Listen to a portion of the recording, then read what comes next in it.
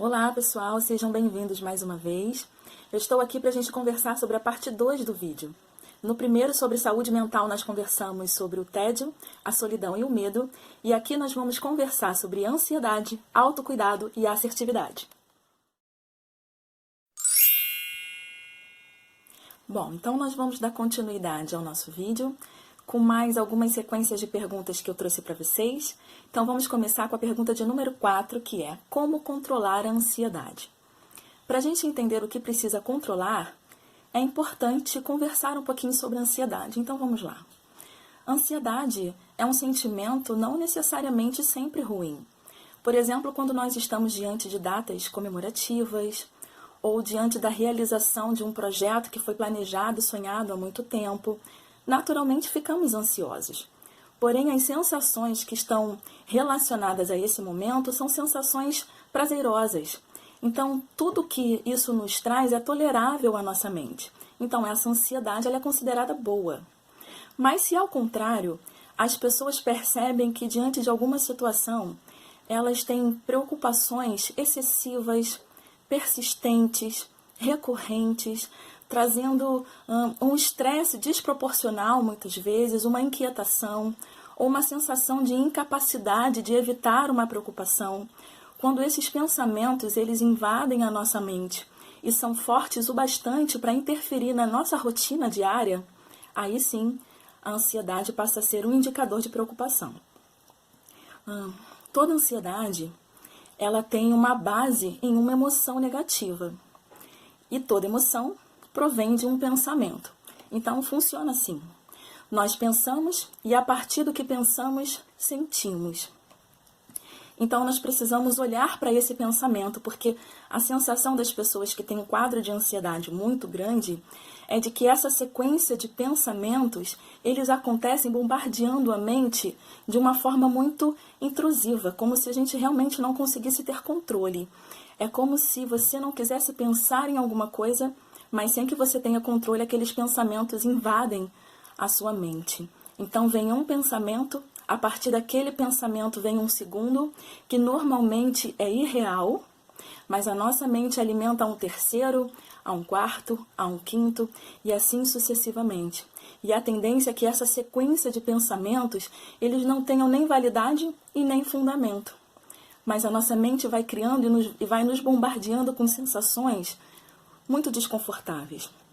Mas é um transbordar tão grande, é uma influência tão grande de pensamentos negativos que é muito difícil que o corpo suporte sem reagir.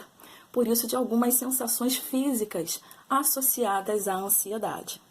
Mas para que a gente consiga controlar esse quadro, é importante a gente entender assim. Vou fazer aqui uma metáfora para a gente conseguir compreender melhor a explicação. Se a gente pensa num recipiente fechado e numa torneira aberta, caindo água, o que vai acontecer? Naturalmente, esse recipiente vai transbordar.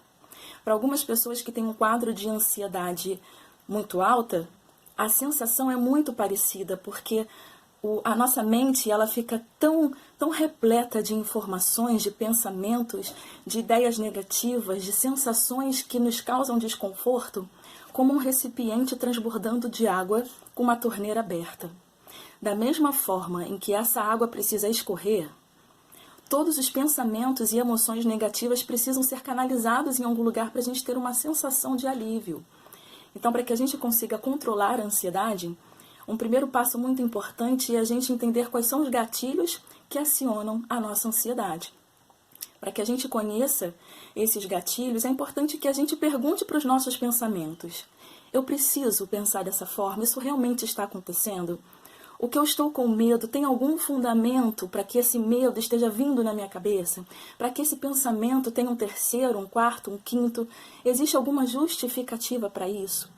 Então, quando a gente começa a se questionar e entender quais são as situações que elevam a nossa ansiedade, a recomendação é tentar ao máximo possível evitar a exposição a essas situações que trazem um fator ansiogênico para algumas pessoas. Então, evitem situações que mexam com a sua ansiedade. Esse é um ponto importante. Mas a gente também precisa colocar aqui que as pessoas que têm um quadro alto de ansiedade, já considerada como patológica, essas pessoas elas precisam manter um acompanhamento psicológico para que outras estratégias e outras técnicas possam ser utilizadas para que essa pessoa tenha um conforto e um equilíbrio emocional. Já as pessoas que ainda não estão num quadro tão elevado, conseguem com essas dicas e com algumas estratégias começarem a se perceber e a tratar das suas emoções, colocando sempre influências positivas no seu pensamento. Então a dica é, seguindo aquela metáfora, vamos fechar a torneira, vamos tirar a tampa do recipiente, vamos deixar essa água escorrer, vamos permitir que todos os nossos sentimentos que não contribuem para uma saúde mental, que eles sejam substituídos por pensamentos positivos. Ok? Vamos para a nossa próxima pergunta. Qual a importância do autocuidado para a saúde mental? Bom, pessoal, todos nós, né? Estamos tão sobrecarregados de tantas atividades, tarefas, exigências, responsabilidades que estão sendo cobradas de nós nesse momento. Muitas pessoas estão vivenciando essa fase de quarentena como um luto. Luto porque muitas pessoas sentiram que perderam a sua liberdade, que perderam a sua realidade de antes, e em meio a todo esse caos, enquanto muitos ainda estão buscando entender tudo o que está acontecendo e tirar algum aprendizado disso, as cobranças elas não param de acontecer. Infelizmente, nós não conseguimos suspender, né, as cobranças e as responsabilidades nesse momento. E parece que as coisas se atropelam e nós precisamos constantemente produzir, mas a gente pouco para pensar nos nossos sentimentos e para a gente começar a olhar a nossa saúde mental nesse percurso. Infelizmente, nós não controlamos nada do que está acontecendo, mas o que nós podemos ou devemos tentar controlar é como vamos querer sair desse período quando tudo acabar. Como a minha saúde mental vai estar? É claro que com todas as responsabilidades que nós temos, é necessário sim que a gente cumpra todas as nossas obrigações. Mas se tivermos pessoas para dividir essas responsabilidades com a gente, o peso diminui. Sobra espaço para que a gente consiga fazer coisas que também nos gerem bem-estar, alívio, e não só pressão e cobrança. Porque tudo que é em excesso vai trazer irritabilidade, mau humor, estresse. E agora é tempo da gente se cuidar. Por isso da importância do autocuidado. Vamos controlar como nós vamos querer sair de todo esse processo. Agora é o momento que a gente tem de passar força, de estabelecer valores para as nossas vidas, de tentar administrar tudo que nós precisamos fazer, entendendo que dentro da rotina que a gente cria, em algum momento precisa sobrar espaço para mim. Precisa sobrar espaço para que eu olhe para os meus sentimentos, para que eu converse mais com as pessoas, para que eu me aproxime mais de quem está distante, seja da minha família, seja amigos, seja qualquer pessoa. Mas agora é a oportunidade da gente se cuidar. Agora é o tempo da gente olhar para dentro de si, rever valores, questões, melhorar no que for possível, porque quando tudo isso terminar, nós vamos precisar de jovens saudáveis, de crianças saudáveis, de adolescentes saudáveis, de adultos da mesma forma, porque nós vamos estar interagindo novamente e não queremos que nada do que esteja acontecendo agora tenha uma consequência negativa lá na frente. Então, se hoje só as cobranças tiverem prioridade na nossa vida, em nenhum momento a gente encontrar um tempo, uma brecha, para que a gente possa estar em família, descontrair, relaxar, ter um momento de mais alívio, como estaremos? Vamos começar a refletir na importância de cada um cuidar dos próprios sentimentos agora, da gente olhar para o que pode, corrigir o que é preciso, repensar algumas coisas que fazíamos antes, mas de que agora, com toda a experiência da quarentena, a gente está repensando. É importante. De tudo que nós estamos passando agora, qual é o aprendizado que fica para você? Para que a gente consiga pensar nessas questões, temos que parar e ter tempo para isso. Então aí entra a importância do autocuidado, para que a gente olhe para a gente, para que a gente perceba que o que pode estar nos estressando seja o momento de ter um stop. seja o momento de ter uma pausa. Porque aonde isso vai me levar?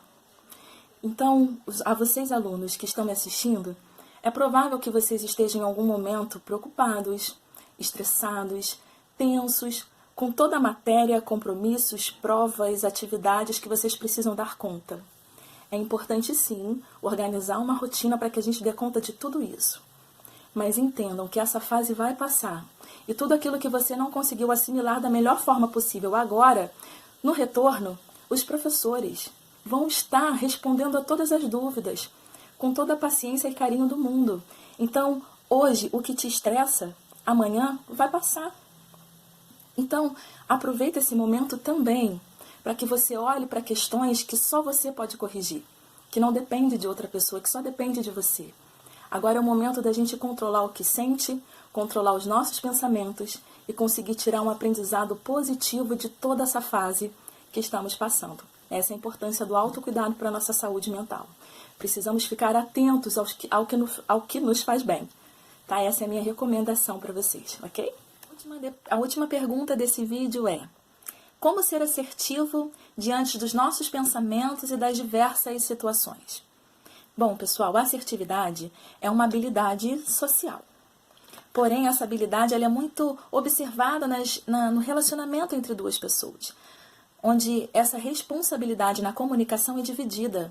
Metade cabe a quem fala e a outra metade ao que a pessoa entendeu do que foi dito. Então, sermos assertivos é quando conseguimos ser habilidosos na colocação da nossa opinião sem violar o limite e o espaço do outro. Quando nós conseguimos validar as nossas ideias, acreditando nas nossas opiniões, defendendo e lutando por elas, e sabendo colocá-las no momento apropriado e respeitando o espaço e o direito de outras pessoas, estamos sendo assertivos.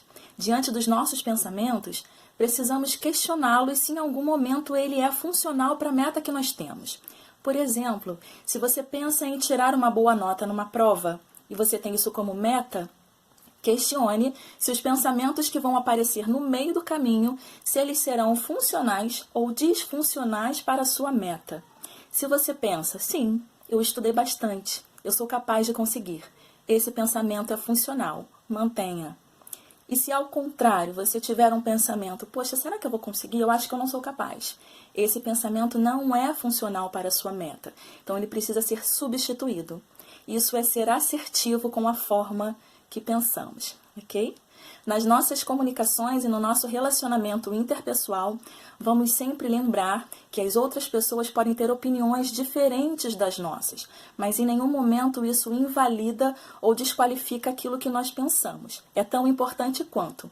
A questão é o momento e a forma como isso será colocado e repassado ao outro. Então, seja assertivo, não viole o limite e o espaço que o outro também tem de opinar, de dar as suas colocações. Vamos ser respeitosos nos nossos relacionamentos para a gente conseguir crescer, amadurecer e aprender cada vez mais com isso, ok? Bom, essas foram as perguntas dessa parte 2 do vídeo. Eu acredito ter conseguido ajudar vocês com entendimento sobre algumas questões. Muito obrigada por terem assistido. Um abraço a todos e tchau!